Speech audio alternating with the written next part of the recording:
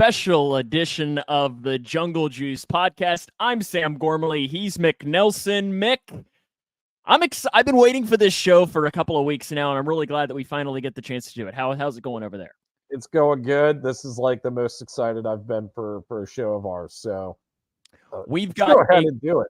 Yeah, we've got a great show planned. We're going to talk a little Bengals, and then we're going to do a mock draft for the entire first round, bringing in a couple of our friends and then another guy as well. We're not going to let them know as to which one is which.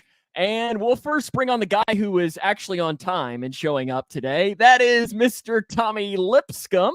Tommy, welcome back. And then the other guy who, he was right on time, I guess, is Mr. Alex Schubert. Alex. Hi, boys. Yeah! How's it going, fellas? Happy NFL draft to the both of you. Yes, dude, I'm so fucking pumped. Sorry. Slipped. We made it out the gate. We made it not even 90 seconds. There's going to be some curse words in this show. It's My bad. Too many guys hanging out here. Yes, there's no question about that. We appreciate everyone for tuning in. On today's show, it's going to be pretty simple. First thing, we're going to hit some Bengals news because there was some breaking news right off the bat. That happened like 2 hours ago. We're going to talk about that. And then I've got 4 downs. So 4 questions for you all. We're going to go. We're all going to answer them, and we're going to answer just a one-word answer, no explanation. And then we're going to randomly assign us some teams, and we're going to mock draft the first round. We can all 4 of us say we do not know the 4 teams or the 8 teams, I guess, that we're going to be drafting for. We don't know. We're going to find out together here in a few minutes. But first off, the big news came out about 2 hours ago. Trey Hendrickson, Bengals defensive end, has requested a trade. Mick, we'll start with you. Your first reaction. I was kind of upset for like 2 minutes, and then I kind of just started thinking a little more rationally about this. Let's face it, Trey's 29 years old. He's got 2 years left on his deal. By the time he'd be wanting to re-up, he'd be 31. The guy is wanting some long-term security and probably more guaranteed money, and those things are just not in the cards. I honestly think the Bengals should look into a trade. I think his value is probably really high. He was a top 5 edge rusher last year, and I think he probably gets pretty good consideration from other teams that are in need of an edge rusher. Tommy. I agree with Mick there when it talks about, maybe satisfying the trade. If you look at, like, a lot of people are comparing Hendrickson to Jonah Williams and T. Higgins. Hendrickson has a lot more trade leverage with him. A lot more teams are going to be interested. They really want that dominant pass rusher, and the Bengals could probably get better value out of Hendrickson more than they could Higgins. So I think this one holds a little bit more weight. Alex. Yes. Dude, I'm right there with the other guys. I was doing a little bit of research on it before, and I found out that Trey Hendrickson has the 11th best. His contract is the 11th best valued out of all 212 edge rushers in the NFL. Like, it's a very team-friendly deal. So if they want to trade him to, like, it's a team-friendly deal, and a lot of teams would jump on that. I think it was very interesting, kind of my topic. For one, it really surprised me because you think back to less than a year ago, the Bengals kind of restructured his deal, added on another one. That was, a 1-year extension that included $21 million in new money, comprised of a $5 million pay bump that year and $16 million next year, and it also included an $8 million signing bonus. And for me, my question, and just kind of along the lines is didn't you already get paid? And, like, I understand the long-term want, but the leverage is really interesting for me because I see both sides. Yeah. And I don't really know how it's going to go with that. But, here's the long story short. Trey Hendrickson is going to be a Cincinnati Bengal next year. They're not going to. As is T. Higgins. Yes, I think that's probably safe to say. But it could be interesting. We're leading up to the NFL draft. Does a team drop in there and have a huge offer for Trey Hendrickson? And I don't really know what the answer to that is. Well, I think this was like a really calculated move too by Trey or his agent or whoever kind of leaked it to Schefter, right? The fact that it's happening the day before draft, I think this is probably the best opportunity for the Bengals to trade him if they wanted to explore that avenue. And I think that's something they got to heavily consider coming into tomorrow. I think it'll be very interesting, and it's something that we're going to be discussing a lot about over these next couple of weeks for sure. We don't have a lot of time to dive into it today. I wish we did more, but I just think overall it is very, very interesting, and I think that's the best way to describe it when it comes to that. So let's go into this next section here, and I have 4 questions for us. And I want it for us, no explanation on these. Just a one word. Some of these are yes or no's. Some of these are a name or so on. So the first one, we'll rip through these. And it leads perfectly into what we just discussed. Will T. Higgins or Trey Hendrickson be traded this weekend? No. Yes or no? No. Mick says yes. I'm going to say no. Well, I wish we could dive deeper in. Who will be traded, Mick? Not T. T's value is pretty much nil at this point, given the L'Jarius contract, or no, trade, my bad, and the Stephon Diggs trade. But I think Trey has a lot of value that I think the Bengals wouldn't mind exploring. Alex, we'll start with you for this one. Who is a late-round guy that you hope the Cincinnati Bengals draft? I talked about this with Mick last night. He is an offensive tackle from British Columbia named Giovanni Manu. He's like 6'8", 350, like an absolute super athlete. Like with that size, ran under a sub 5-second 40-yard dash. Like he's an unbelievable athletic freak. I hope if the cards are right, we could use a late round flyer on him. Tommy. Juwan Briggs. That was my other guy. Defensive tackle. Played a lot of A-gap at Cincinnati. Honestly, Bearcats fans are probably cheering right now. They ain't going to like this. I think his value dropped when he went to Cincinnati. I think he's more valuable because he showed a lot more of his pass rushing skills when he was with Virginia. Good run stuffer. He can get pressure. And again, he's got that A-gap experience. And I think he can be a pretty good late-round prospect. Mick. I'm going to go with Dwight McGlothern, cornerback out of Arkansas. You jerk. That was exactly mine. Then I'll go different. I'll say Dylan Laube. Okay. Running back out of New Hampshire. He literally did everything at New Hampshire. If you haven't read into him, literally everything. I think he even drove the bus home sometimes, like after the games. I mean, he had like 90 catches last year. He had over 90 career kick returns. He had a couple of kick returns for a touchdown. He's a really interesting prospect that I like of a 6th round. And I think whatever team gets him, it'd be very interesting to see how they potentially use him. Tommy will start. Too. Yes. He had great workouts too. Yes. Yeah. He ran like a 4.55, which is really interesting. Did you want to drop anything on McGlothern, Mick? I know we've talked about him a lot of these past couple of weeks. No, just for time circumstances, graded really well last year. The measurables aren't the best in terms of testing, but the guy plays with great intangibles. Guy was a ball hawk in Arkansas, 7 interceptions past couple of years. I think it would be a slam dunk pick in the 5th or 6th round. Next one, Tommy, we'll start with you. This is 2 answers, so names on these. Which quarterback and which wide receiver will have the best career in this year's NFL draft? Woo! We're going to go wide receiver first because I like it better. I'm going to play the favorite. I'm going to go with Marvin Harrison Jr. I just think, with his background, way he was raised, his talent, his ability, everything's just there. I think he's mentally going to be able to make the adjustment to the league, just like physically as well. Quarterback. I don't think it's going to be Caleb Williams. I'm going to go with Drake May. Alex.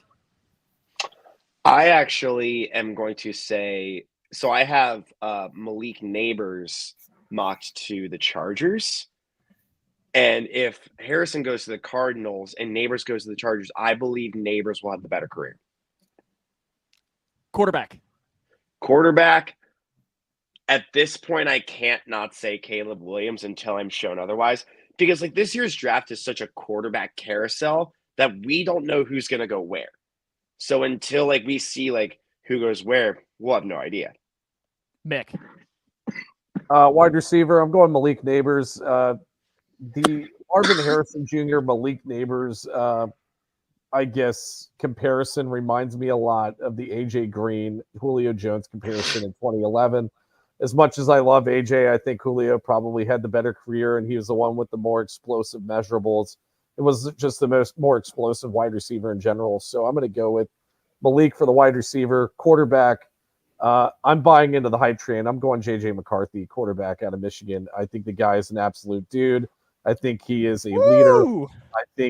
I think he's gonna have those Joe Burrow types of qualities to the team. And I know he didn't have a lot of usage in Michigan.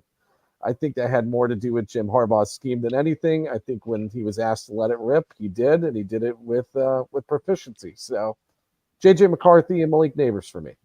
I'll go basic, and I think agreeing with what Alex said, and Caleb Williams, he's number one pick for a reason, and I like Malik Neighbors a lot. And I think he would be the first wide receiver off my board just because he is not saying that Marvin Harrison Jr. is not a freak, but like it's wild that you can be more freakish than Marvin Harrison Jr. and Malik Neighbors somehow does that. And it's crazy that that's even possible. Whoever is picking 4th overall has a really good problem on their hands. Yes, they do. Yes, they do. Okay, one word, one answer on this, one name. No explanation. Who will the Bengals select pick 18? And I'll let whoever wants to go first go first. You know what? I'll go first. Oh, wait. Okay. Who said it? Go ahead. Go ahead, Sam. I'll say J.C. Latham. I will also say J.C. Latham. I'm going to go Amarius Mims because I think Latham will already be drafted. Ben says Byron Murphy there. Mick, sticking with Fashion Murphy is my hope, but I just don't think he's going to be there. I think his stock is rising a lot more than people think it will. Yes, and I agree with you all completely on that. Okay, are you all ready to find out the teams that we will be drafting with this year? Let's go for it. Okay, I'm adding to the stage. Let's see if this is going to work. So we have the names listed in alphabetical order. I'm going to hit the randomize list button three times. Whatever pops up. Apparently, John Hishma is going to get some pub too. I'm going to hit it Brought 3 to you times. by Amazon Prime. There we go. Yep, I expect that from Jeff Bezos. Okay, I'm going to click it 3 times. 1, 2, 3. Okay, Alex is first. I am second. Tommy is third. Mick is fourth. Okay, now I'm going to click this 3 times, and whatever number it matches up with is how this is going to go with. Okay, one more. Alex, you are the south.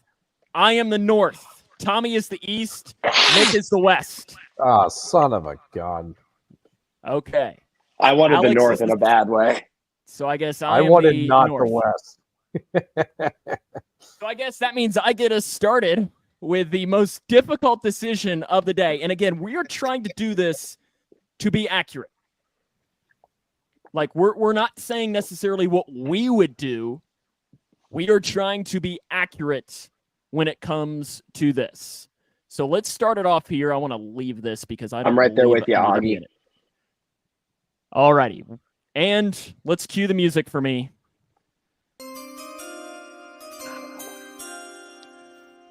With the first pick in the 2020. That sound warms my heart. It does, doesn't it? With the first pick in the 2024 NFL Draft, myself as the Chicago Bears select Carter Bradley, quarterback. No, that was my guy. Oh, Caleb Williams, quarterback from USC. I know it is such a surprise pick.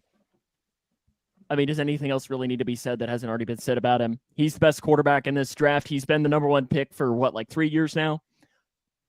I'm interested to see how he works in Chicago. But I think he's the pick. Like, if we're mocking this, he's the pick. Whether he's going to be good or not is another question. It seems like they're just throwing a lot of players together with like DJ Moore, and they just got Keenan Allen from a trade. And like Keenan Allen, he's getting older. He's got a little bit of injury baggage. So we'll see if it pans out, because the Bears, they've never had a 4,000-yard passer in their franchise's history. Which is wild. One of the more historic franchises in NFL history that has not had a guy like that. All righty, let's jump onto the clock next. We head to the NFC East, which is Tommy. You're on the clock with the Washington Commanders. And when you're ready, you tell me to hit the chime. I'm ready. Okay, I'm going to hit the chime for Tommy. I think I know where he's going. With the second pick in the NFL draft, the Washington Commanders select Jaden Daniels, quarterback LSU. That's what I would have thought. I'm surprised it's not Drake May, but it seems like it is trending more towards Jaden Daniels by the day. I think he's going to be I think he's got the potential to be a solid quarterback in the NFL. I think Washington's going to want to try to bring some Bayou magic to them as well. So I just, I kind of had him between number one, number two, when a lot of different mocks. I like him better than Williams, but Williams has all the hype, and I think it's just a no-brainer if Williams is off the board for the Commanders to go with Daniels. All righty. Does anyone else have anything else on Jade Daniels, or do we stick with Tommy for the AFC East because the New England Patriots are on the clock? I like the receivers he has in Washington. Like, I think Terry McLaurin's been one of the most underrated receivers in the NFL for the last 5 years or so. And we've also yet to see we've seen like bits and pieces of Jahan Dotson living up to his potential, but we'll see how it plays out once they get their franchise quarterback. Oh, and I'm ready for the Patriots. I've already got it up. With the third pick in the NFL draft, the New England Patriots select Drake May, quarterback, North Carolina. This is not a Bill Belichick team. They will take a quarterback in the first round and not the seventh. They did take Bailey Zappi somewhat earlier. We don't take shots at my guy. I got my red towel here. About Mac Jones here too. We'll forget Mac Jones was a pick. Yeah. Oh yeah. Yes. Drake May is very interesting to me. Yeah. Like, I don't know how I feel about it. He doesn't pass a whole lot of eye tests for me. He has got it's crazy. It's like the really good plays he has are exceptional plays that he had in college, and then he's had a lot of bad on his tape as well. I think the mechanics are something that need to be cleaned up a lot, but I don't know. I think he's got enough talent to be a really good NFL quarterback. It just depends on the coaching and the overall situation he has with his offense. I think that's really the thing that matters the most. The Arizona Cardinals are on the clock with picker Mr. Mick Nelson. Go ahead and just chime in. I think it's pretty easy here. With the fourth pick in the NFL draft, the Arizona Cardinals select Marvin Harrison Jr., wide receiver out of Ohio State. I think this is probably a no-brainer for most NFL teams. I know we said that we liked Malik Neighbors better, but Marvin Harrison Jr. is definitely a really good wide receiver, and I think is got the highest floor of any of these receivers in the league. So I think he's going to be dependable. He's going to be a pro bowler right off the bat. I think Kyler is going to love throwing to him. I think it'd be a good pick for the Cardinal staff. He's also got Paris Johnson on his offensive line. There we go. Former and college Jonah Williams. and Jonah Williams. I mean, is there anything else you need on an offensive line than Paris Johnson and Jonah Williams? At least Murray can run. Yeah. Yes. There was the old joke that someone said Kyler Murray runs like a 3-year-old who just stole his parents' phone. He does. Yeah. That is it's really funny. Is that also just because he's kind of he's my height, which is rather small. The Los Angeles Chargers are on the clock now with pick number 5. I'm interested in this. We are not. Let me before I chime it too. I'm interested in this, and we're going to go through a quick yes or no on this. Do the Chargers pick at number 5 tomorrow night? No. We're not doing trades, but you're set. No. I'm going to say my no. Mind as well. My mind says no. My heart says I hope so. So we all say no, and we're going to cue the music for Mick to pick for the Los Angeles Chargers. With the 5th pick in the NFL draft, the Los Angeles Chargers select Malik Neighbors, wide receiver out of LSU.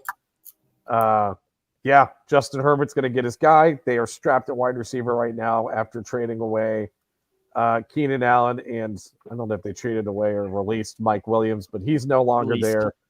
They released Mike Williams. He's no longer there. He's gonzo. Your number 1 receiver is Joshua Palmer. Go and get your guy, Malik Neighbors. And that's a very sensible pick, too, because it's just like you said, with everybody gone, the Chargers do have a lot of holes to fill. I think that a trade could be possible if they can load up on picks. But, if they select at number 5, Neighbors just it fits perfectly, especially with Herbert there. He needs that number 1. Yeah. Oh, Herbert Neighbors is that. If I was a Chargers fan, because I think they do exist. Shout out to Preston. That's like the only one that I know. Preston in the jungle. That's about all that I know. But I would be very excited if it was. You're telling me I get Herbert and Neighbors. Like that excites me. His current number 1 is Quentin Johnston. Yeah, remember him? Barely. The New York Giants and Tommy Lipscomb are on the clock. This one's a little difficult for me because I don't know which way they're going to go. But I think with the 6th overall pick in the NFL draft, the New York Giants take Rome Odunze, Washington. I agree. I think there's going to be a little run on receivers. I was going in between because I'm thinking that they would like to upgrade quarterback. I think this is a good spot for somebody like J.J. McCarthy as well. But one thing that the Giants hasn't had is a 1,000-yard receiver since Odell Beckham Jr. in 2018, and I think that they're going to look for that wide receiver threat. I completely agree because I like everything that Brian Daboll has said. Despite all evidence in the world, he's like weirdly sold on Daniel Jones as his franchise guy. So I don't see them drafting. I mean, like they're looking at quarterbacks, but I don't see them going with their 6th pick. If Odunze's on the board, I see them going Rome, which he will be.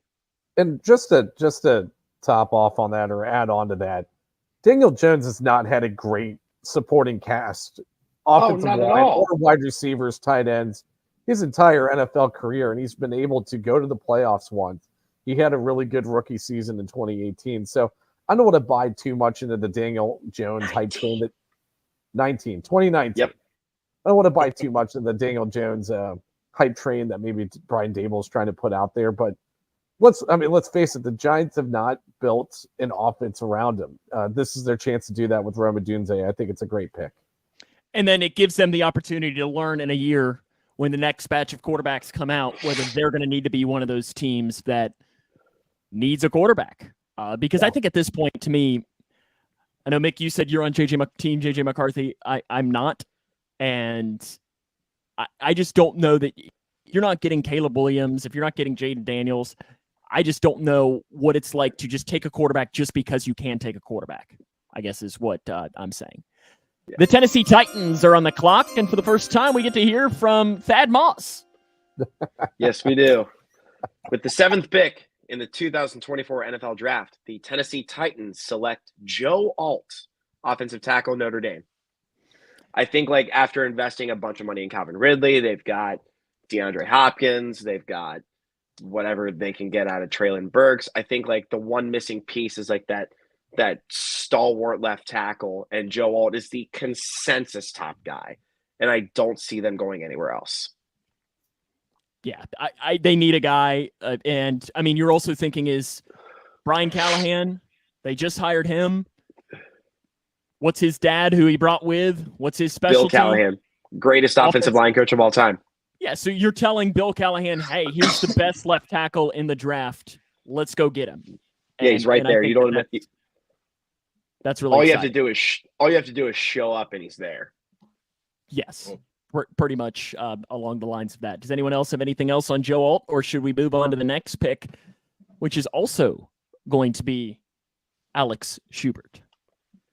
Good pick. With the 8th pick in the 2024 NFL Draft, the Atlanta Falcons select Dallas Turner, edge rusher, Alabama.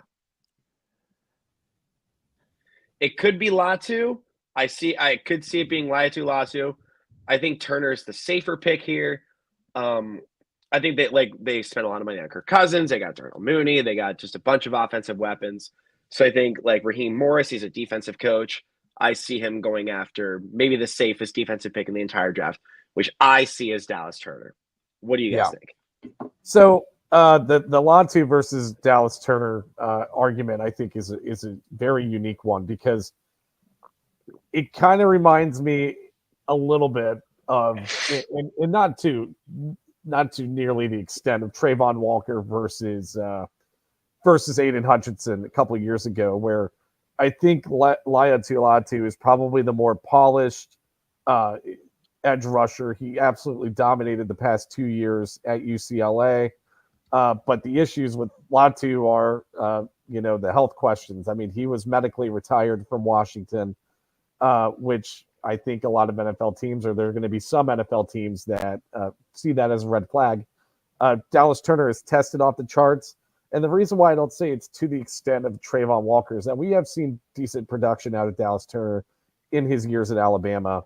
I think it's a good pick. I think the Falcons have a huge need at edge rusher. They have Arnold Ebiketie and nobody else. So I think edge is a great pick. I think Dallas Turner is number one on my board because of the measurables, and he had decent production. So good pick. And this is really interesting because for me, if this is how the board lines out, the Chicago Bears are saying, "Hey, anybody interested?" Because move down, please. But since that's not an option right now,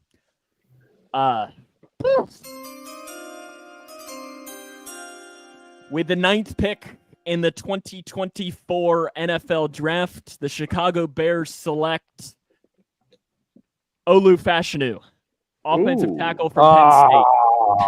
I'm sorry.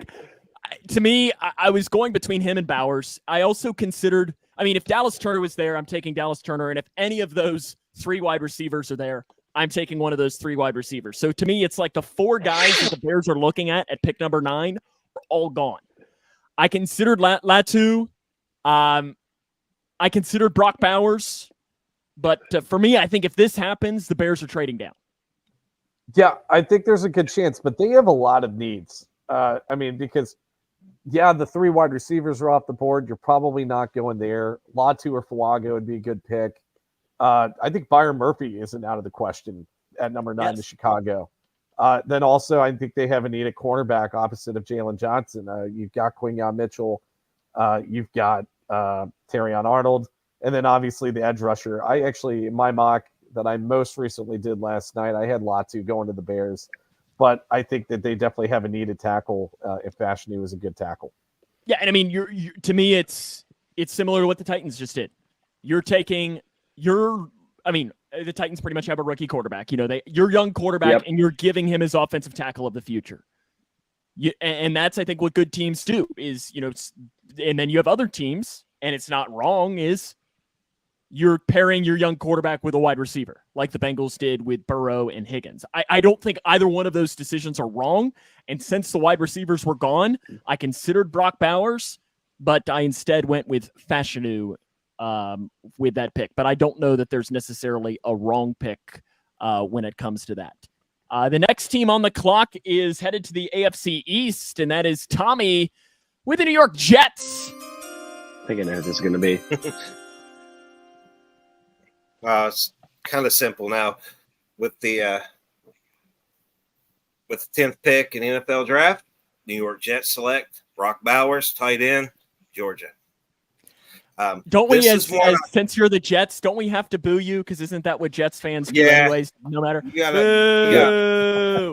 Boo! Because, okay, so I just want to throw it out there that the year they drafted, the year that there was fans saying, we want Sap, the Jets drafted a tight end instead. Kyle Brady. Kyle Brady.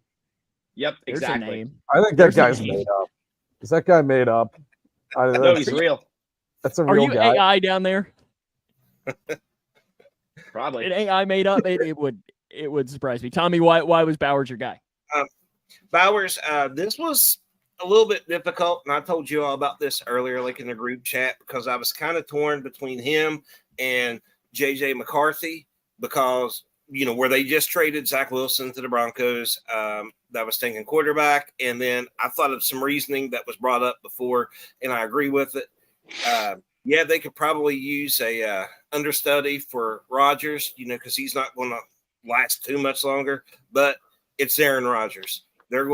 He's going to want weapons, and I think that they're going to go Bowers, and the Jets will go outrageous over practical. So I'm going with Bowers with the Jets. So I'm on the clock again here with the NFC North. And I mean, listen, if I'm a Vikings fan, I'm thinking, heck yeah, this landed exactly the way I want it to go.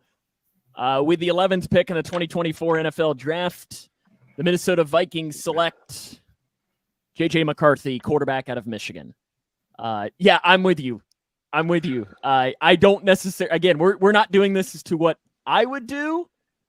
Well, but they need a quarterback. And they do. And I guess he's the best out of Bo Nix, Michael Penix, Carter Bradley, Austin Reed, and then the guy from Tulane, Pratt, isn't that his name? Michael Pratt. Yeah. I keep mentioning Carter Bradley. I keep mentioning Carter Bradley, not because I actually think he's going to get drafted, more just because I'm trying to now make it so when he gets drafted, when he's Mr. Irrelevant, I'm going to start that he's the Brock Purdy, reincarnation, even though Brock Purdy's not dead. But again, JJ McCarthy, I don't agree necessarily with it, but I think this is what the Vikings will do. Regardless of where they pick, unless they jump into the top 3, this is where they're going. I love the pick.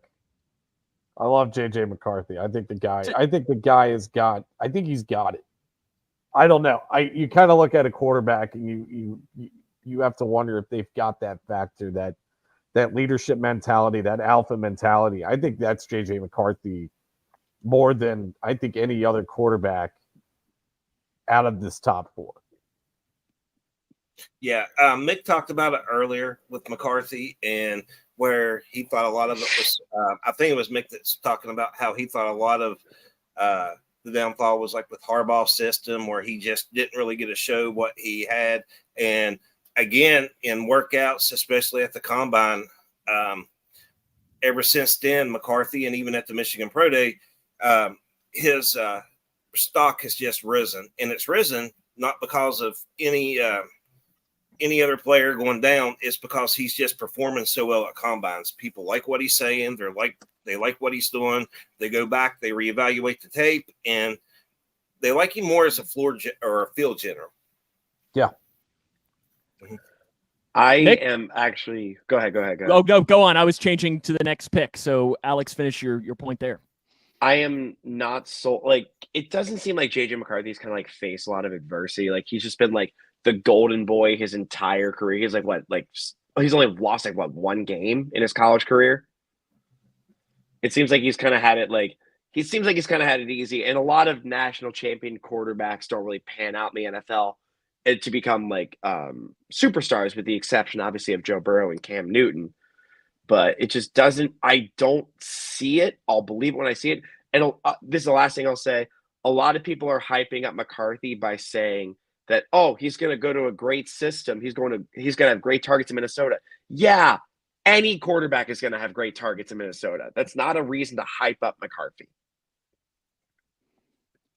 And it's interesting here with Riley's point here of saying, he's got Williams is a physical talent, but the question is does he have the leadership skills that maybe JJ McCarthy had? Tommy, what was your point? I was just going to say, when I picked Bowers with the Jets, I think these two could swap out. I think that the Jets could take McCarthy, and I think the Vikings could end up taking Bowers because they like to have that tight end, and they need that tight end. I mean, I know they got Hawkinson, but I don't know how much longer he's going to be around. That would be some kind of receiving trio of Hawkinson, Jefferson, or Jefferson, Addison, and then Bowers. Yeah, Jordan Addison. Yeah, got it. Woo! Yeah, I think Mick could lead the Vikings to a playoff berth then with those four. Yeah. And speaking of you, Mick, the Broncos are on the clock. So this is a very interesting situation. Given the Zach Wilson trade, I thought these guys were most assuredly taking Bo Nix at pick number 12 at the top 4 were available just because they have Jared Stidham and nobody else.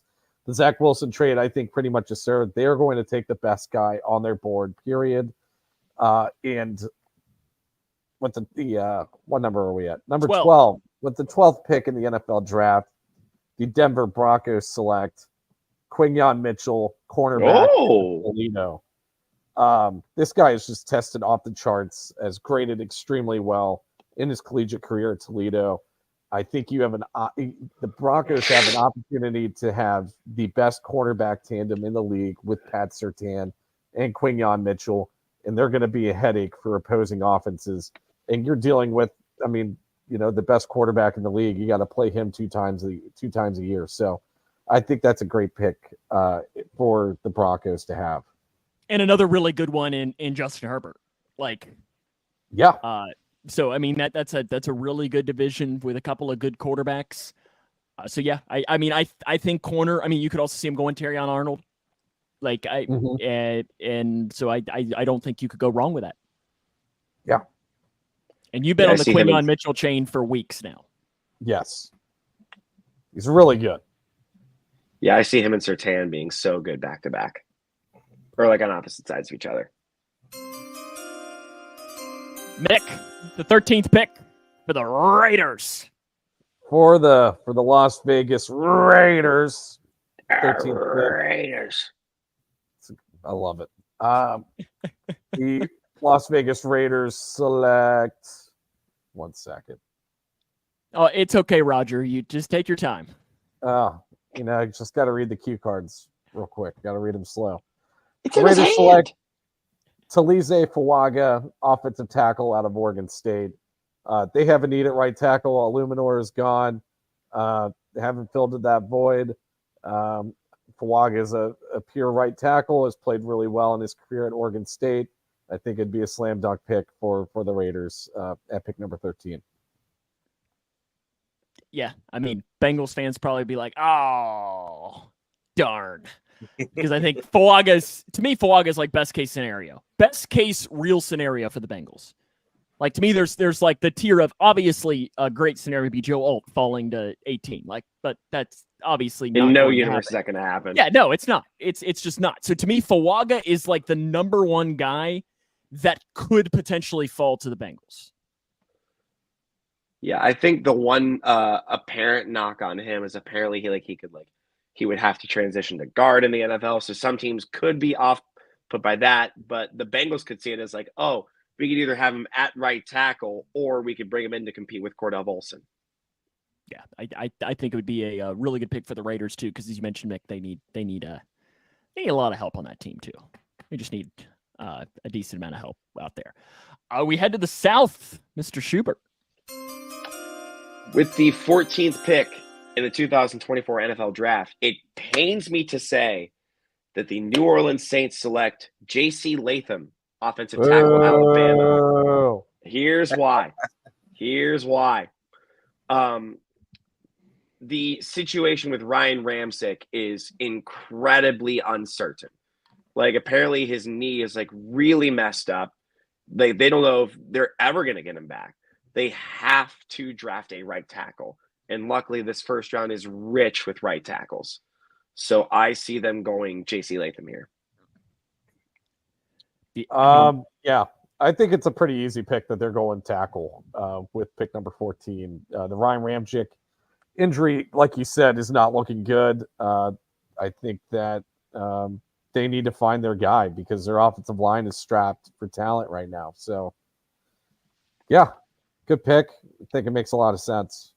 Yeah, it's hard to disagree. They need offensive line help, and right now he is, if not the best, he is one of the best offensive tackles on the board. I mean, depending on who you ask, it could be Fountain or whatever from Washington, or the Amarius Mims is just very interesting because I'm interested if there is going to be a team out there that just loves the guy based on just pure potential and would draft him early, just based on the pure freak potential of Amarius Mims, or he's going to be the guy that might be an early second round guy.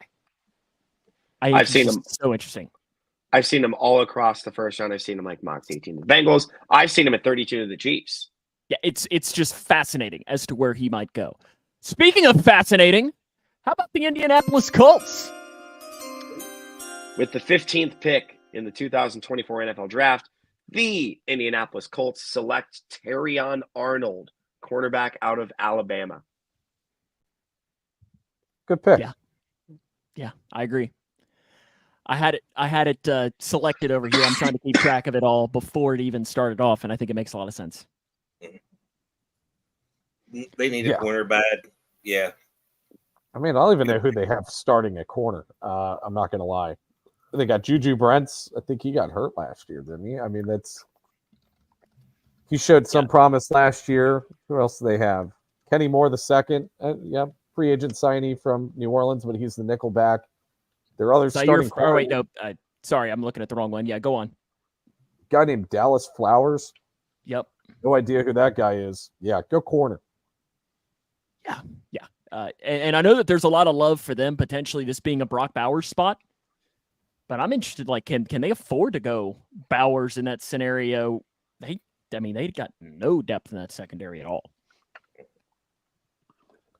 Mick, you're on the clock with the Seahawks. What in the world was that? Did you guys hear that weird pitch from the? Are you starting to hear it too? Did I hear what you heard yesterday? Yeah, or whenever we did our podcast. Potentially you did, if it didn't sound correct, but it sounded fine in my ears that time. That's kind of interesting. The Seahawks are on the clock though, Mick. I don't like it. Change it back. Anyways, surprise. You want me to peer? There, do you feel better now that I played it and it sounded better in your ears maybe that time? It did sound a lot better that time. Okay, there you go. Anyways, so surprise pick here, but with the 16th pick in the NFL draft, the Seattle Seahawks select Graham Barton, lineman out of Duke. Wow. So let me preface this with this. The Seattle Seahawks like to make surprise picks in the first round. Now, this isn't to the level of a Jordan Brooks or a Rashad Penny, Bruce Irvin. But yeah, I mean, I think Graham Barton might be more valued as a low to mid 20s pick. But the Seahawks have a desperate need in the interior offensive line, particularly at center. But I kind of think Graham Barton's a better prospect than Jackson Bowers Johnson, and I think the NFL consensus board's starting to think that as well. Graham Barton is just a tough, hard-nosed NFL, day one NFL starter, and I think that he would be a great asset to their offensive line.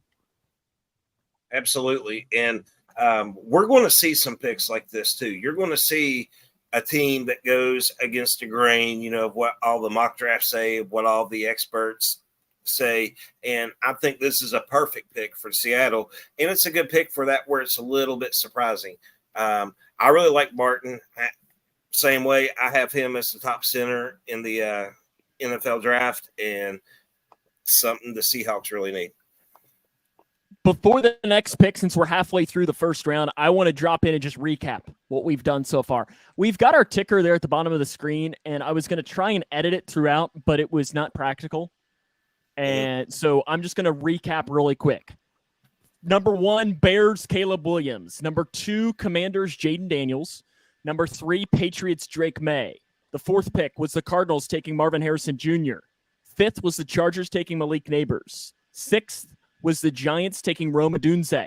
7th was the Titans taking Joe Alt. 8th was the Falcons taking Dallas Turner. 9th was the Bears taking Olu Fashanu. 10 was the Jets taking Brock Bowers. 11 was the Vikings taking J.J. McCarthy. 12 was the Broncos taking Quinyon Mitchell. 13 Raiders taking Talise Fawaga. 14 Saints taking J.C. Latham. 18 Colts Terrion Arnold. And the pick you just heard was 16 Seahawks taking Graham Barton. So now Alex Schubert is on the clock with the Jacksonville Jaguars. With the 17th pick in the 2024 NFL Draft, the Jacksonville Jaguars select Laiatu Latu, edge rusher out of UCLA. Pretty simple. Like, you need a compliment to Trayvon Walker. Jags only had 40 sacks last year. I totally memorized that before the draft and didn't look it up just now on my laptop. I think this is a classic case of, like, you can go like, oh, this guy fell, BPA. Let's go.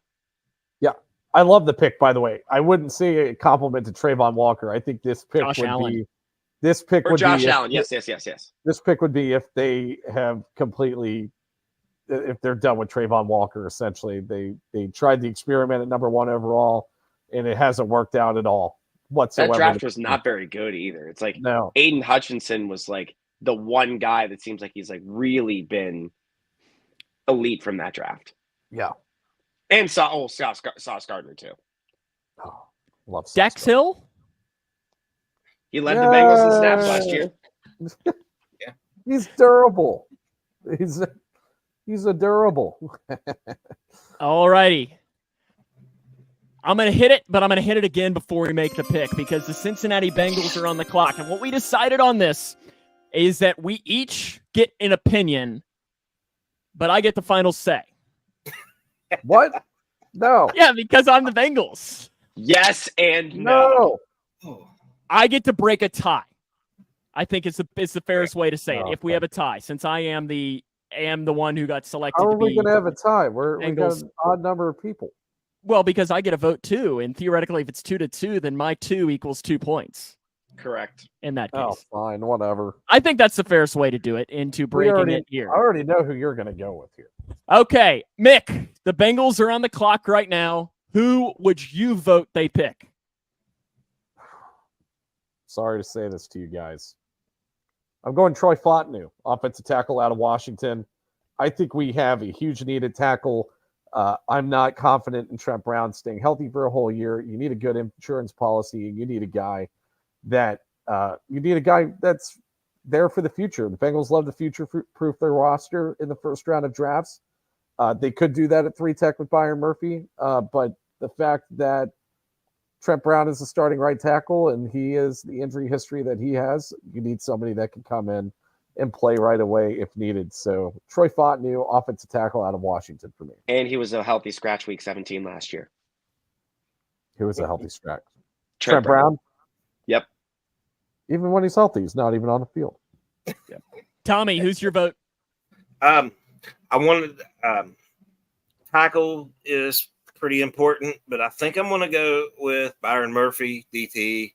I think it's more of a bigger need right now, especially since they drafted Trent Brown. Offensive tackle from is fairly deep, in this draft. I think they definitely need to go tackle, but I think with Trent Brown, even with his health issues, that buys them a little bit where they don't necessarily have to go tackle in the first round, but definitely within the first 3 rounds. And I just think that Murphy is going to be a guy that they need somebody that's going to play right away because their depth at the defensive tackle is just it's almost non-existent right now outside of Hill and Rankins. Zach Carter? Boo. What about Jay Tufele? What about Josh Tupou, who they've yet to sign? Is he still on the roster? I mean, Josh Tupou Tupou is still unsigned. Oh, okay. Tupou's unsigned. He'll be back if they don't find a guy in the draft. Yes, I feel pretty confident in that. Alex, tell me who you would take and try and convince me. Okay, so I say this, I'm right there with Tommy on the fact that we need defensive linemen, but my wish in round 2 is Chris Jenkins out of Michigan. So my first pick is Fontenot. Troy Fontenot out of Washington. Wow. So this creates a tie because to me, if Byron Murphy's there, you got to take him. Unless I think if Latham is there or if Fuaga was there, or obviously Fashanu or Joe Alt, which I know not going to happen. But to me, this is where if you're the Bengals, though, I think you're thrilled if this is the way the board lines up for you because they can't go wrong with Byron Murphy or Faltanu here. You can't. I don't think that you can go wrong. But I'm going to create a tie because I'm going to vote for Byron Murphy.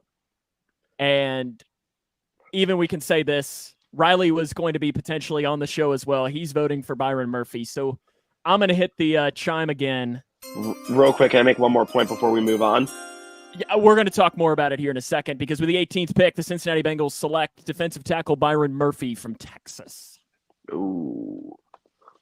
I like it. I think if we don't select offensive tackle, defensive lineman is absolutely choice 1A for me.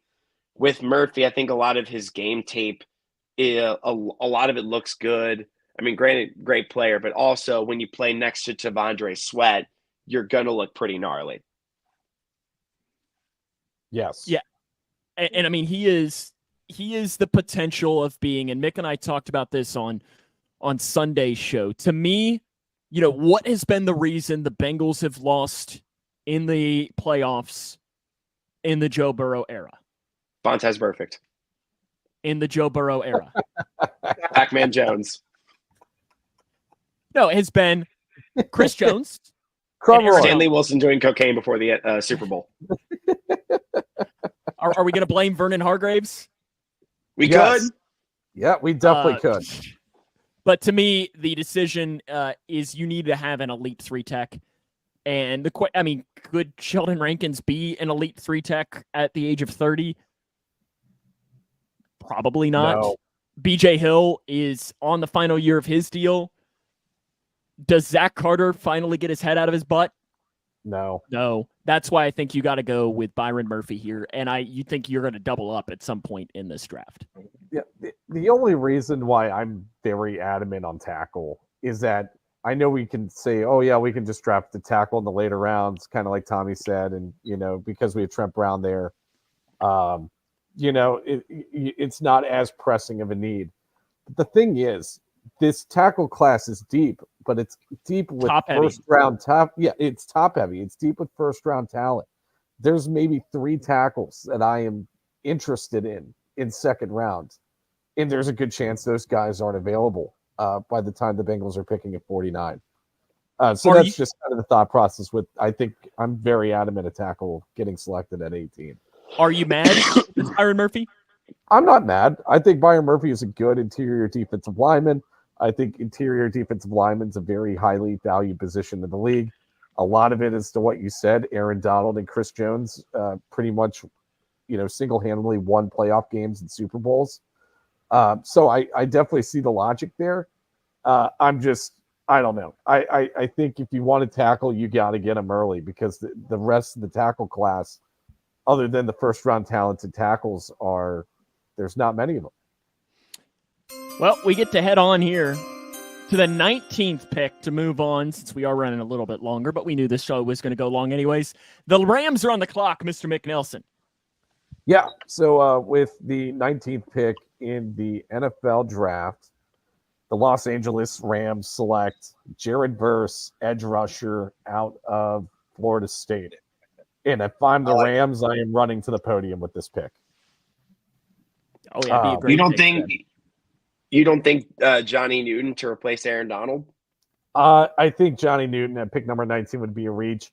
I think you need to find an edge rusher or an interior defensive lineman. I don't think you have to go strictly with a 3-tech here with Johnny Newton. Even though I love Johnny Newton, I think he's going to be a really good player in the league. But Jared Verse, I think, is, I mean, to be honest, I think that he should be going a lot higher in this draft. Like, he should be going probably in that 10 to 15 range. And if he's fallen to the Rams in 19, I don't know how you don't select him.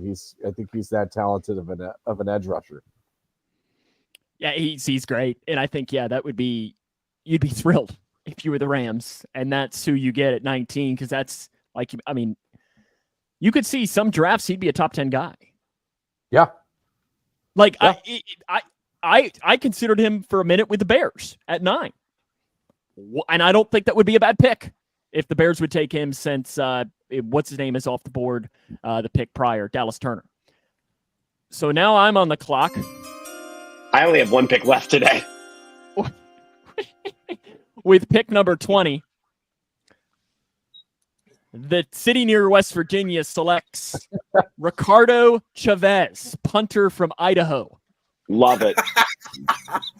Wow. He's got 8.25-inch hands, shorter arm length, which probably why he wasn't picked a little bit higher. But I think Chavez is the perfect pick for the.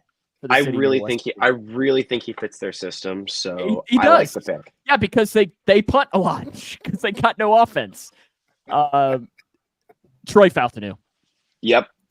Okay. Good pick. What, Chavez? Yes. I mean, either one. They definitely have a needed tackle. I don't even know who their starting tackles are. That's probably means they're not very good. It's Broderick Jones and another guy who ranked like really poorly. Is it Dan Moore? Isn't it Dan Moore? Yes. God, that's awful. Yeah. I just want to say, I hope Faltanu pans out like the last Steelers 20th overall pick. Who is that? Haskins? Kendall Pickett. Oh. Yeah. It's never a good thing when Pickett is the real name wide receivers. Kendall? Yeah, I'm pretty sure it is. Oh. It's like when Baker Mayfield selected the jersey number 6. People said he began his career with a pick 6. I wish I had that joke. Hey, it's not my joke. I'm not taking credit for it. The East and the Miami Dolphins are on the clock. With the 21st pick in the NFL draft, the Miami Dolphins select Johnny Newton, defensive tackle, Illinois. They need some. Could have went either edge, defensive tackle here. They need some help up there on the defensive line. I just think on my board, I have Newton at the top, so I just went with Newton. Best player available. I think it's a really and you have to replace Christian Wilkins on the defensive line. That is a major loss. Yeah. They have a lot of needs. I think best player available is the best way to go. Johnny Newton's pretty high on a lot of people's boards. I think he's a really good interior defensive lineman. You could pretty much go with a lot of different positions here. I mean, you could be looking at Brian Thomas Jr., other wide receivers, Adonai Mitchell. You could be looking at Amarius Mims. Chop Robinson's also an option. But yeah, I think definitely 3-tech is a huge need for him. And Johnny Newton would be a good replacement for Christian Wilkins. Yep, without question. Good pick, Tommy. Good pick, Tommy. And guess what? How about you pick again? Because the Eagles are on the clock. Oh, yeah. Damn, do I have my Eagles notes? Where's my Eagles notes here? Oh, yeah, I have it right here. With the 22nd pick in the NFL draft, the Philadelphia Eagles select Amarius Mims, tackle with Georgia. I really think they're going to look for a tackle. Yeah, wow. I think they're going to look for a tackle. Because one thing, if you look at it outside of Jalen Hurts, two things that the Eagles emphasize more than anything is defensive line, offensive line. Even when they went to the Super Bowl, 3 of their backups are now starters on other teams. They like to bring linemen up, and I think that's where they go. You don't think they replace Kelsey with JPJ?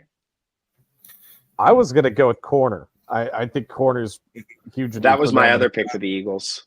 Yeah, Mary Smith's, I like the guy. It's a good tackle. And I think it'd be a good fit, too, for the Eagles because he can develop. Yeah, they have one of the best offensive line coaches in the league. And if you're a Mary Mims, you're wanting to go to a situation like the Eagles where, one, the rest of the offensive line is really good other than, Jason Kelsey's gone. But I think they have his replacement in Cam Jurgens now. Yeah, he's pretty good. Yeah, he's decent. But yeah, that would be a perfect situation for a project like Mims to go into. So I'm not hating the pick at all. I had Cooper DeJean kind of like in there, but I did have Mims above DeJean for some reason there. I just Philly really values offensive line, and they take offensive line fairly early outside of Jordan Mailata. Rugby player. The Minnesota Vikings are on the clock, and with the 23rd pick in the 2024 NFL Draft, the Minnesota Vikings select cornerback Nate Wiggins from Clemson. Little small guy. Good pick. I mean, they need a corner. Brian Thomas might be the best guy on the board, but they don't need any help at wide receiver. No. You could see him maybe getting an edge here, or maybe even going offensive tackle. Chop Robinson, I considered it, but I think I just went with Nate Wiggins as being one of the top guys left there. They did just sign Grenard from the Texans. They did.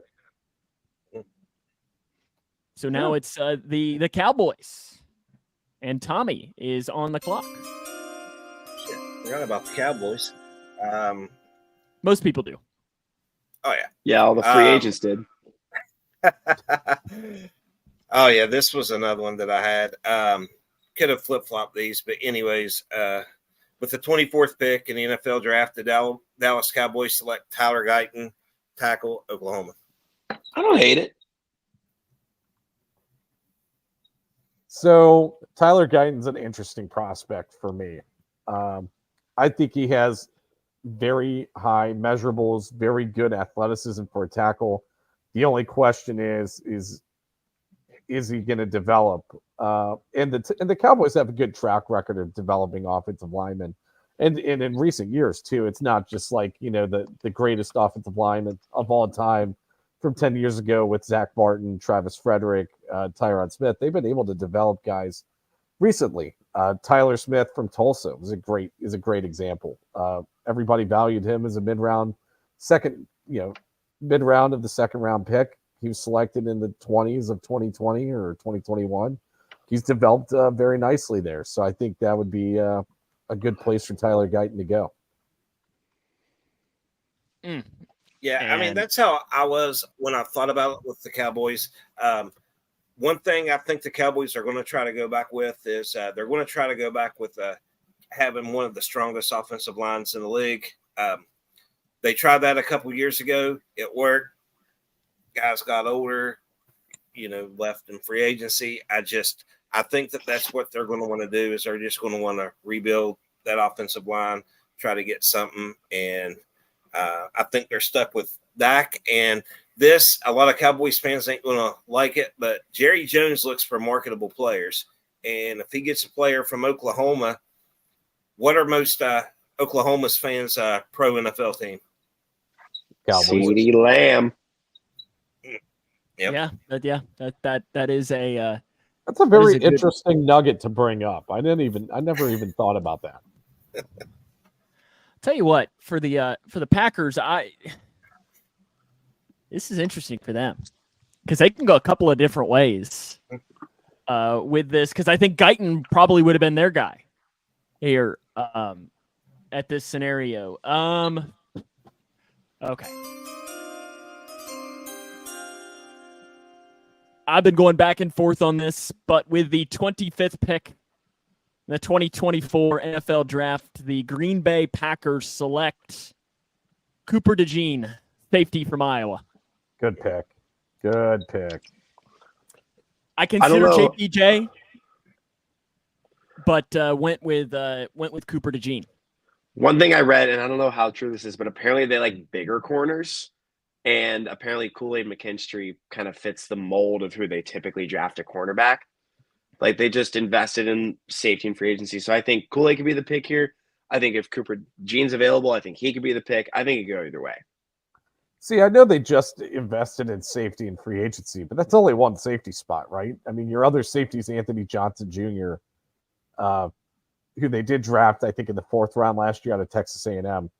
I think there is a need at safety, even though they did sign Xavier McKinney. And then you have Cooper DeJean, who can either be a safety or play corner. I think he's a very versatile defensive back. I think his skill set probably translate better to safety. But yeah, I think that you could have gone with Kool-Aid or Cooper DeJean. I think it would have been a good pick for him. Yeah, it was back and forth, and I ended up going with DeJean there from Iowa. And now, Mr. Schubert, you're on the clock for what you say is the final time today, unless you're planning on trading up somehow in things you can't trade for. So I'm not. With the 26th pick in the 2024 NFL Draft, the Tampa Bay Buccaneers select the aforementioned Jackson Powers Johnson, interior lineman from Oregon. I think it seems like Tristan Wirfs is like the only elite guy on their line. I think you just invested $100 million over the next 3 years in Baker Mayfield. It seems like Evans and Chris Godwin are there for the foreseeable future. I don't see them having a need at wide receiver, especially in round 1. So I think protecting Baker Mayfield is the most important thing. I see them going JPJ. Yeah. And they have a void at center. I mean, I know Robert Hainsey has been playing there the past couple of years, but he hasn't been – I don't think he's been great. I think Jackson Powers Johnson is an immediate upgrade at that position. If I'm the Bucs, honestly, though, if we had the option to, I'd be trading out of this pick. You're going to take my one pick in the last 16 and just give it up? Oh, we definitely considered it just to make you happy. If we would have been, we rigged this to make sure that you could have as least amount to say as possible towards the end of the show. So congratulations, it's been rigged. Ever since the Bucs won the Super Bowl, I can see this because their offensive line kind of got just depleted. Jensen retired. I know a lot of people's going to say this guy could be had in the 2nd round, but can he be had in the 2nd round by the time the Bucs pick again? I mean, he possibly, if they really want to go center, is it really a reach if you just want to go center and he goes before you pick again? I don't know. I'm a little different with people in the reaches, like in the 2nd round. I think this is a great pick for the Buccaneers. Did you consider Chop Robinson? Not really. Interesting. I think he goes kind of more towards the end of the 1st round. I think he's a possible guy for Detroit. I think he's a possible guy for Kansas City, especially since Chop Robinson sounds like the name of the Chiefs mascot. I think the Chiefs could go receiver. Who knows? But I don't think the Bucs need a receiver. The Arizona Cardinals are on the clock. Mick.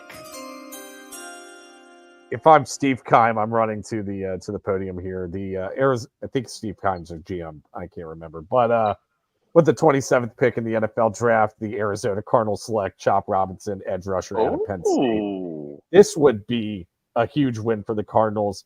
They have a needed edge rusher, a huge needed edge rusher. I mean, you have Zaven Collins, who I think is more of like a linebacker edge hybrid.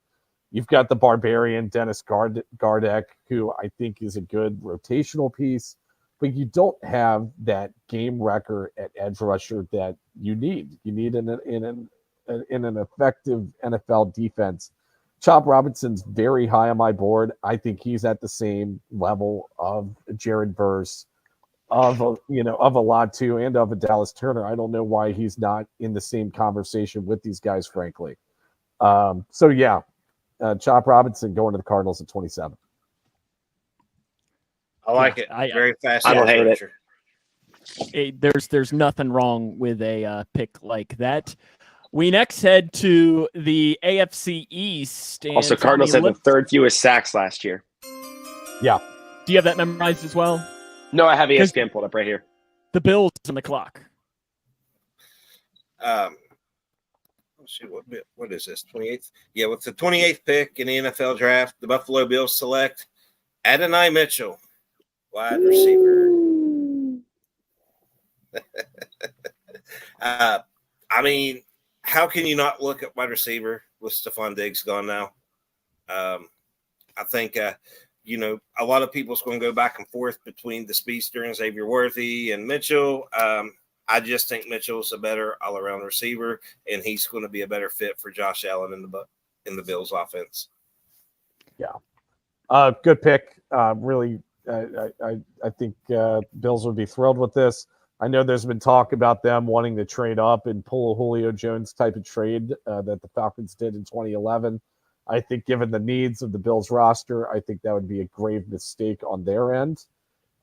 Mitchell over Brian Thomas Jr. I think I say yes to be had. Yes, I think Mitchell's a lot more polished than Brian Thomas Jr. I think Brian Thomas Jr. is kind of a one-trick pony. Yeah, it didn't seem like Brian Thomas ran a lot of routes, like a lot of complicated routes at LSU. It seems like you said, he's a one-trick, and like whoever the Bills draft at 28 or wherever is going to automatically be their number one receiver, because I think their number one is currently Curtis Samuel. So I don't see Thomas as a current NFL number one.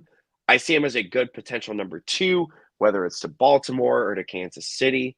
But I could see Adonai Mitchell being, I think, better for Josh Allen than Brian Thomas. With the 29th pick in the 2024 NFL Draft, the Detroit Lions select Kool-Aid McKinstry, cornerback from Alabama. Oh, yeah! I mean, I think this would be a great scenario for the Lions. I think they were probably hoping that Chop Robinson fell, probably even hoping that JPJ falls. But I think this is still a really good prize for them in getting pick number 29. Especially after what's-his-face literally went from like a 3 or $30 million contract to, he's in jail for domestic violence. They have to replace him immediately. The end of the first round is rich with cornerbacks. If Kool-Aid's there, you're running to the podium. Who is what's-his-face that is in jail for domestic violence? Let me look that up real quick. I was going to say, I don't think I know who you're talking about either. Cameron Sutton. Is he on the team?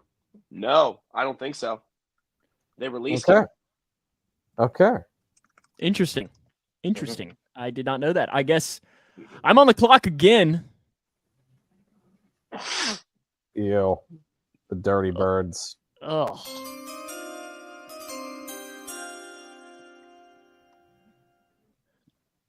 We're taking Chavez again. The punter. He's everywhere, man. I love it. Love the system. I think he fits. Let's go for it. Yeah, I was going to take a kicker, but I don't think I can actually make a pitch for that. You know, John Harbaugh, he's a special teams coach, special teams background, special teams guy. Punter in the first round makes a lot of sense. There's a couple of different ways the Ravens could go here. Brian Thomas is there. That's intriguing. But instead, I am going to take a guy that I believe you like, Mick. With pick number 30 in the NFL draft, the Baltimore Ravens select Jordan Morgan, offensive tackle from Arizona. I do like Jordan Morgan a lot. I probably I think I'm a little bit higher on him than most. I think he was a really good tackle at Arizona, manned the left side very well. I think he projects better, at least right now, to the NFL than like a Tyler Guyton or even maybe an Amarius Mims. I think you're going to get better production off the bat from him than you do from either of those two tackles. The Ravens have a huge need at tackle. I'm not sure what the status of Ronnie Stanley is. Did he retire? What's their tackle situation right now? I know that it's a huge need. He's also had so many injuries, so you can't trust him, just like the Bengals can't really trust true. Trent Brown. A lot of also mocks. Falele on the right side, who is not very good. A lot of mocks have the Ravens taking a tackle regardless between Amarius Mims falling, Jordan Morgan, which is really a good pick right there, or Patrick Paul, that they could actually just make a slight reach for. That tells me, I don't follow the Ravens super closely, but it just tells me where a lot of people are favoring tackle there. Something's up. So I don't know what's up with Stanley, but obviously a lot of people believe they're going to go the offensive tackle route. I think I like Morgan. I'm kind of like Mick. I didn't really like Morgan for the 18th, with a couple of other guys that's there. But, I mean, I was sitting there and I was watching a video on this guy, and I mean, the leverage that he gets. I mean, he's a pretty strong guy already, when you compare him with other offensive tackles, but just the leverage that he gets. I'm not for sure if he was a wrestler or not, but he acts like a wrestler out there, the way that he uses his body for leverage, and he just drives guys into the ground. You need that kind of lineman. Well, the rest of us get to shut up because the last two picks go to Mr. Mick Nelson. I don't know if you guys want this. With the 31st pick of the NFL draft, I think Riley's going to have an aneurysm again because of I'm not going to pick Brian Thomas Jr. I'm going to go with Lad McConkey, wide receiver out of Georgia, to the San Francisco 49ers. 100% back this up. 100% back this up. I see him. Really, I also see him really going 32 to the Chiefs. Like, he's a very solid receiver. I think there's a lot of Brandon Ayuk rumors. Well, I mean, we don't know anything until Roger Goodell calls the names, but I see Lad McConkey like slipping into the first round. Yeah, no, without question. I think he's a fringe first rounder for sure. Lad McConkey, I really loved his tape, even though he didn't have a lot of it in 2023. I think he's battling some injuries in Georgia. And also, I mean, as much as I like Carson Beck, I don't think he's, the most robust of college football quarterbacks. So I think Lad McConkey has a lot of potential. I really like him in the Niners offense. I think Shanahan would have a heyday with him. I think he's really explosive, shows a lot of promise in the yak department. I think he can work the underneath game. And you're going to have to find a replacement for Brandon Ayuk eventually. I don't think the Niners are going to be able to pay him. So their offense is so full of yak guys like Deebo Samuel and even Christian McCaffrey, George Kittle. And if they get McConkey, it's like, oh my God. Oh, hey, Riley pulled a me. Just because he's a white wide receiver. Literally, I was just going to say, we said the same thing about Charlie Jones last year. Like, every wide receiver who's white is automatically Cooper. Ricky Pearsall. Ricky Pearsall has been Mick's guy for weeks now, and he says, "Oh, he's Cooper Kupp." Really? Alex Schubert at fourth grade recess was frequently compared to Cooper Kupp. There was. Is that you? Are you playing against fourth graders right now? Is that what you're saying? Yes, and I'm dominating. Checks out. And I've got massive hands. 100% on board with the McConkey pick for the 49ers. One thing, I believe it was the Senior Bowl. It was one of the college all-star games during the week up to it when they did their one-on-one drills. Quinyon Mitchell, everybody knows, quarterback from Toledo, who I believe we had go top 10 in our mock draft. He only got beat by one guy at that during workouts, and that was Lad McConkey. And it wasn't just one time McConkey beat him. I mean, Mitchell was happy to see that guy get off the field. I mean, he just tore him up. He's very quick. We talk about his speed, but, he's got real good quickness. He's real agile. I really like that pick there. And we have only one. With the 32nd pick in the NFL draft, the Kansas City Chiefs select Brian Thomas Jr., wide receiver out of LSU. You can just hear the Bengals fans crying and sobbing and hugging each other for emotional support. He's going 32 for a reason. I think Marquez Valdes-Scantling's gone, and Sam Monson likes to compare Brian Thomas Jr. to Marquez Valdes-Scantling, and that's not in a good light. By the way, I think he really does not like Brian Thomas Jr. as a prospect. But I think there is a lot to like about Brian Thomas Jr. I know he's kind of a one-trick pony running slants and go routes. But if that's all you're asked to do, and you're really good at that at the SEC level, and you're just torching defenders, why do anything different? I mean, we've seen him run different types of routes at the college level. I think with a good amount of coaching, and you have a quarterback like Patrick Mahomes at your disposal, I think that the sky could be the limit for Brian Thomas Jr. In that offense. I also could see the 32nd pick is always interesting because like the first round, every player has a 5th-year option.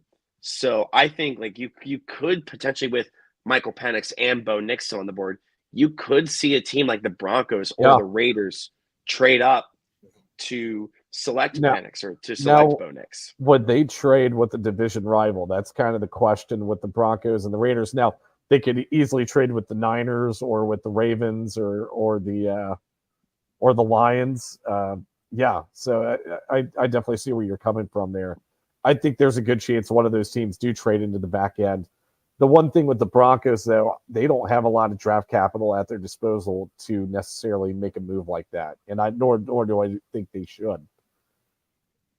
I think if either team does it, it's the Raiders, because the Raiders, oftentimes the Raiders pull a lot of like just crazy moves in the draft. I think that was more the Al Davis era than the Mark Davis era, but I could see either team doing that.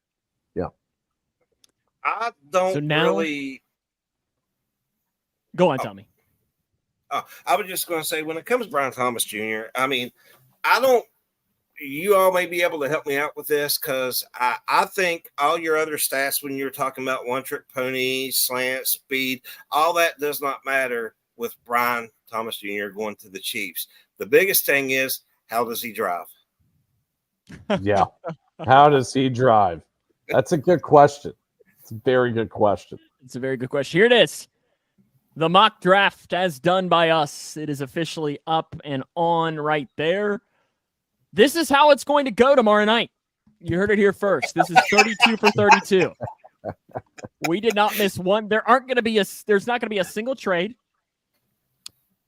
And I think it's going to go. It's going to be really, really exciting, and I can't wait for it. Right?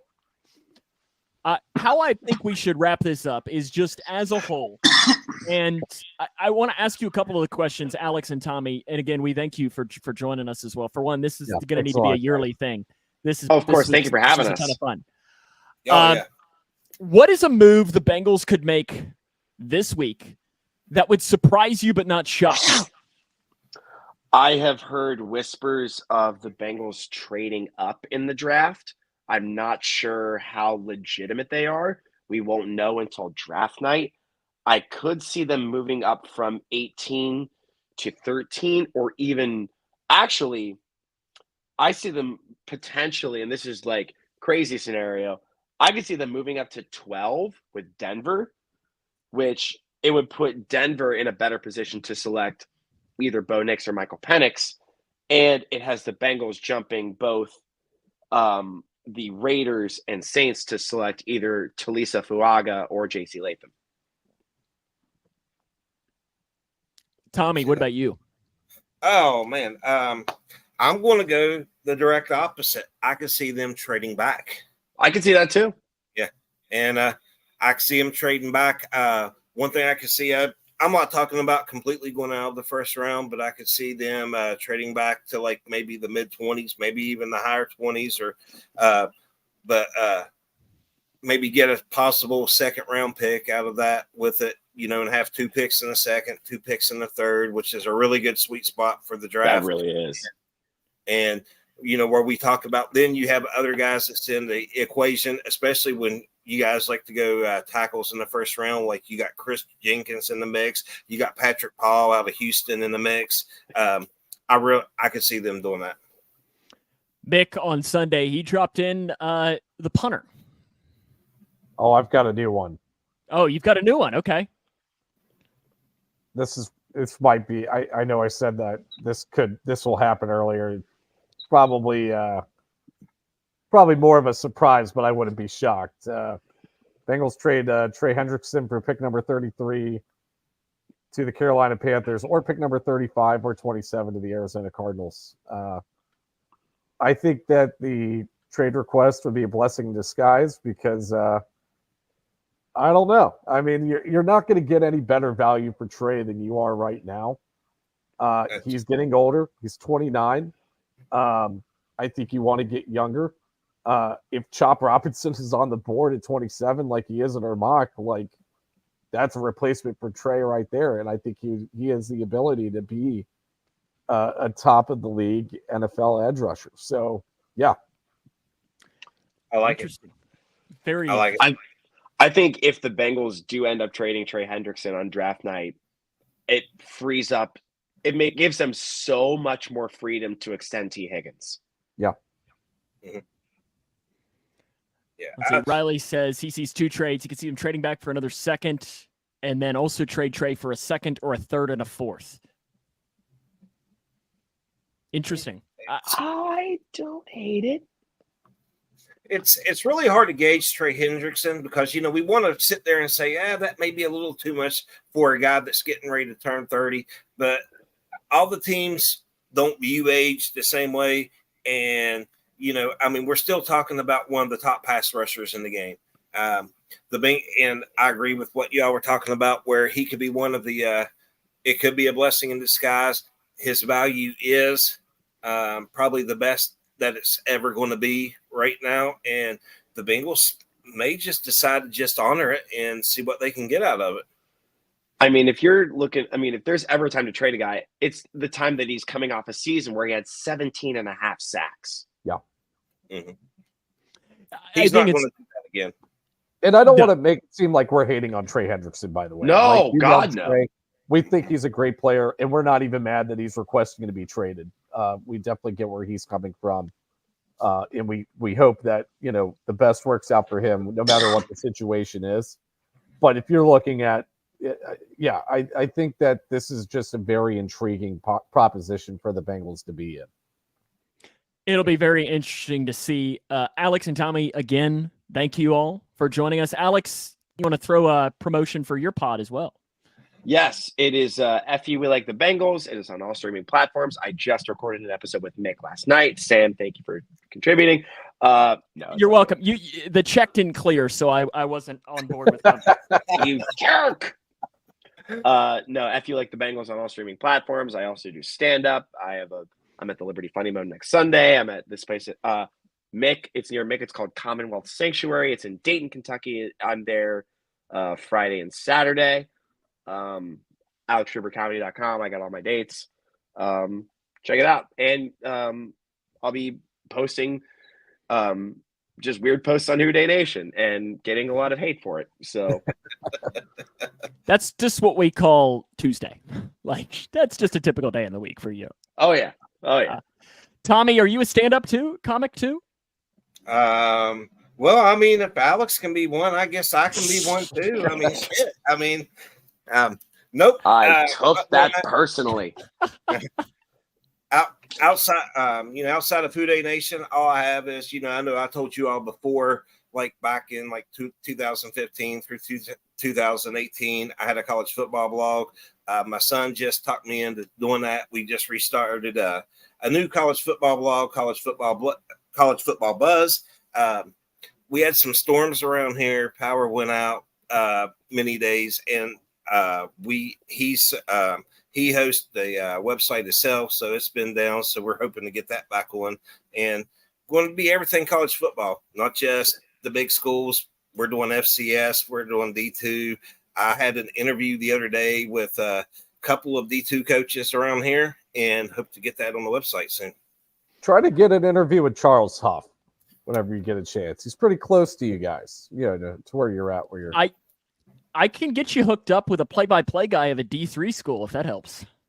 I know one. I don't have the D3 section set up yet because this just fine. I don't want to come on. I don't want to be interviewed either. Fine. You don't want to go on anyone's podcast. No. But it's coming. It's coming. This is a very quiet year or time of the year for college football. So D3, they're just it's been really hard to connect with people. So yeah, I guess you'll do. That's how most people feel about me, if I'm being honest. And then Tommy, I think, are you trying to make any spring games? Haven't been able to. I really wanted to go to a couple. I didn't want to, obviously, where I live, going to West Virginia. Believe it or not, West Virginia is still almost a 3-hour trip for me. Marshall would be a lot better. I've thought about going to Marshall, but I just haven't been able to get to any spring games yet. So for sure. To wrap us up, we're going to do it one more time. We're going to do just rapid fire right now. It's going to be 2 answers. We're going to split it up for number 1. Okay, first one is, what is the best case realistic scenario for the Bengals drafting at pick number 18? Fashanu or Latham are available at 18, and they take one of those 2 guys. I'm going to say Fashanu is best case scenario. Best case realistic scenario. My best case realistic scenario is Talisa Fuaga. Tommy. I'm going to go with Schubert here. I guess we're just going to split this down. I don't know. I just really I'm not saying his name because, man, I can't pronounce it. I had a few beers before I came on, then I had a couple while I was on here. So I don't want to butcher his name, but yeah, I'm going to go with Alex here. And then finally, we did the mock draft, but again, we can disagree. Who will the Bengals take with their first round pick tomorrow? Tommy, you'll go first. You can change from what you said earlier if you've changed your mind. I really like to see Byron Murphy, but like I said, there was some good case made for tackles. I think tackles another need that they're going to make, and they be another high-profile need. And even with Trent Brown, they're going to need depth. They have absolutely zero depth on the offensive line. Trent Brown, even if he stays healthy, he's not going to be around forever, because he's getting up there in years. And I just I can see offensive tackle. We just talked about Fashanu, but there's several offensive tackles that I would take there outside of Byron Murphy. And also I could almost see Johnny Newton being taken over Murphy as well. Okay, one name. Who do you think it'll be? Murphy. Alex. I think if I'm a betting man, I'm going to go Fotnu. Mick. Fotnu. And I'm going to say Murphy. I'm going to hope. That might be a hope because I don't know that he'll actually be there, but he was here today. So if he's here today, then clearly he'll be here tomorrow because we are in the mind of all these GMs and saying everything exactly correct. But again, guys, thank you for joining us. We'll be back. So much, guys. We'll be back, Wednesday, Mick? A week Yes. from today? Or are we doing, I don't know what we'll see. I don't know what your schedule's like. If Trey Hendrickson gets traded, we might be doing an emergency podcast because that's huge news. Oh, yeah. But who knows what the next couple of days could bring for us. Just follow our social media channels. That's a good way for us to do it. We're on Twitter. We're on Facebook. We're on YouTube. Jungle Juice Podcast. And you can also listen to this podcast on your favorite podcasting platform, Spotify, iTunes, all of them. We've got it for you to join us. Absolutely. Spotify rips. Next day. Yep. Get Spotify Premium. It changes your life. It does. It does. We're not sponsored unless you all are. And in that case, I'm wondering how our guests get sponsorship before we do. But no, I'm just an advocate. So until next time, enjoy the NFL draft and Hoo Day. Hoo Day. Hoo Day, brothers. Guys.